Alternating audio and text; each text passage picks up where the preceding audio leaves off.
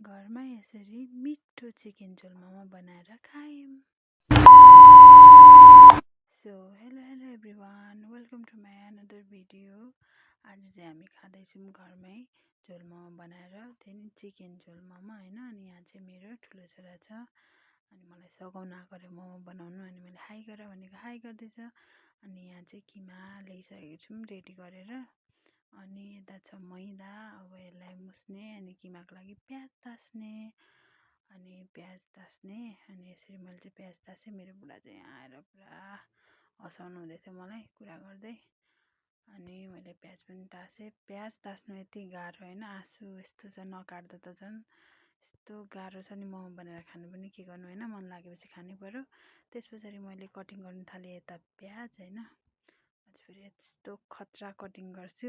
तपाईँहरूलाई नि यस्तै खतरा कटिङ गर्नु छ भने चाहिँ एडिट गर्दाखेरि स्पिड बढाउनु होला। यस्तै खतरा कटिङ गर्नुहुन्छ तपाईँहरू पनि होइन। दोकान भएपछि यतिको त गर्नै पर्यो। अनि त्यस पछाडि यतिकैमा मेरोमा 2जना कस्टमर आउनुहुन्छ चिया खाने। अनि चिया बनाएर मैले चिया पनि हालेर दिएँ। अनि यस्तो मिठो मिठो चिया बनाउँछु नि त म। अनि त्यस पछाडि उहाँहरूले सेलरोटी पनि अर्डर गर्नुभएको थियो। अनि हल्का तताइदिएँ ग्यासमा मैले। अनि हामी घरमै बनाउँछौँ एज यु नो, हजुरहरूलाई थाहा छ घरमै बन्छ भनेर। त्यस पछाडि मैले प्याज पनि चप गरिसकेँ। अनि यसलाई राख्ने अब किमाको भाँडामा।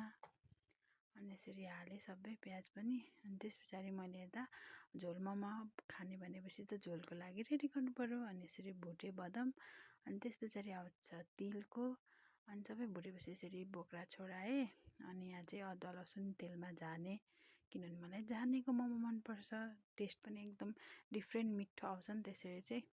अनि मैले झाने, त्यस पछाडि मिक्स गर्नु लाएँ मेरो बुढालाई। अनि त्यस पछाडि यहाँनिर अब यतिको तेल तातेपछि हालेँ मैले अचारको लागि होइन, झोलको लागि।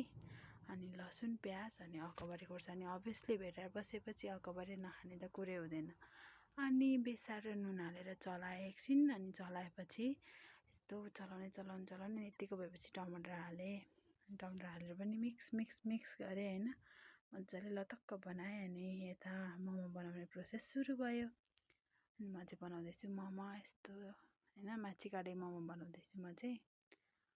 अनि यस्तो सजिलो हुन्छ नि त, यो चाहिँ छिटो पनि हुन्छ। अनि मोमो पनि रेडी भयो। अनि यता झोल पनि उमाल्नुलाई छोडिदिएँ।